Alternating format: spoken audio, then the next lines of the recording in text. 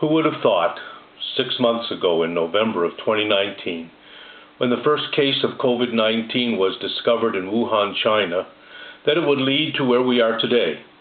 This new mutated virus posed a threat that no one could have imagined back then. Yet, here we are, amid a COVID-19 pandemic. It feels as though we are amid an apocalyptic moment. The end of the world movies of the last 5-6 decades seem to have come to life. They seem perhaps to be even more prophetic than they were entertaining. Preachers, lay people alike, are rushing to the book of Revelation for a reread, to ask if this might be one of the seals being torn away. So what should we do? How should the church respond? How should we live our lives amid such a time? Well, Psalm 46 speaks directly to this issue and answers, partially at least, these questions for us.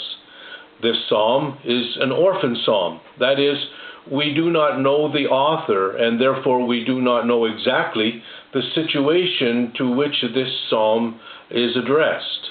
We don't know if it is addressing the psalm or the idea, the concept of creation, if it is discussing or looking back to the flood of Noah's day or some other catastrophe. We don't know what the crisis was, real or imagined, that caused the author to write these words.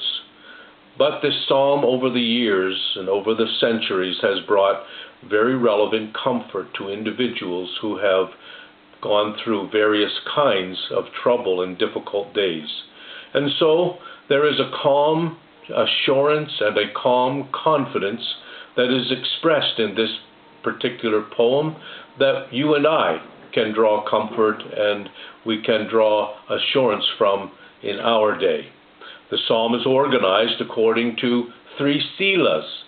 No one really knows what the word Selah means, and scholars have debated as to what this particular word means and how it should be understood. What we do know, based on the superscription of the psalm, is that this poem was written with the intention of being sung. It was to be sung by the temple choir, by the choir of the Korahites, and it would be sung within the midst of Israel's worship on the special days when the assembly would gather at the temple.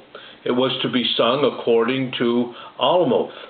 What exactly that is, we do not know. It perhaps is a kind of tune, or it follows a particular mood.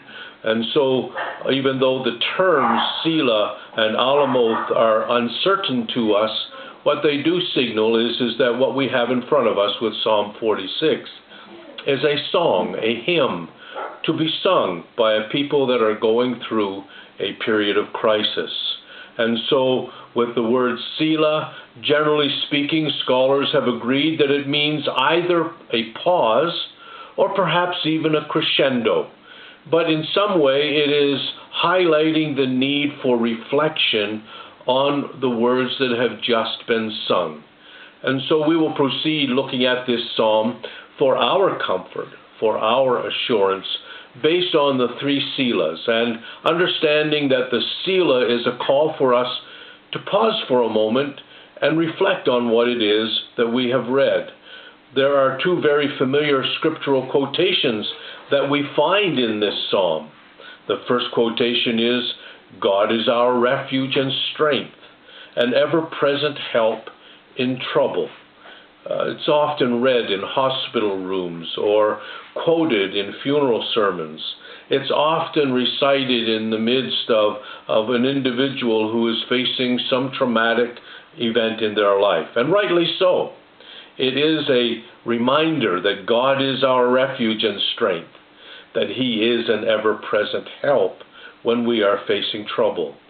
The second quote is, "Be still and know that I am God." We hear that cited in a variety of circumstances. We hear it stated in prayers and sermons. It's even quoted in various forms of literature here and there. It is an advice given to those who are facing some difficulty in their life. If you look at the context in this psalm, which we will do later on in this series of 4 devotionals. We will discover its context, and "Be still and know that I am God" is spoken to us within the context of dealing with some traumatic event in life. And so we will consider that. Calm, assurance. These are powerful gifts. They are gifts that we find in this psalm for us in the midst of a situation that for many is arousing fear, confusion, uncertainty. And these have gripped our world today. Fear is around us everywhere. Even many who love the Lord find themselves struggling with fear moment by moment. COVID-19 moves about our world as a specter. National economies, personal finances, employment, health, all of these have fallen victim to this bony grip of COVID-19. It ravages bodies, bringing many to the brink of death, and even far too many over that brink into eternity. It lurks unseen in the air we breathe, on items that we may touch, in our environment, waiting for the unsuspecting and unprepared. COVID-19 silently hangs about like a mother's clothesline that, if not properly raised, could easily catch one by the neck if one is traveling at a high speed after dark and doesn't see the clothesline hanging far too low. And so, although COVID-19 has caught us unexpectedly, it has caught us off guard, let us remind ourselves that we are not alone.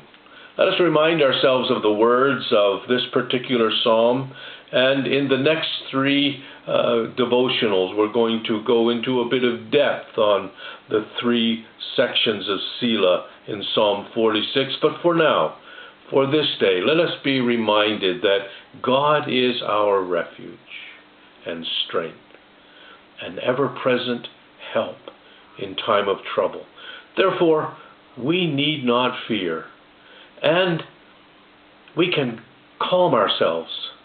And if we would just but be still for a few moments, we would remember and we would be reminded that He is God.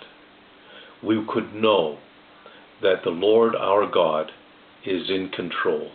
So God bless you today. Tune in the next day for our first 3 verses of Psalm 46, when we look a little bit deeper into what it means when it says, God is our refuge and strength, a very present help in time of trouble.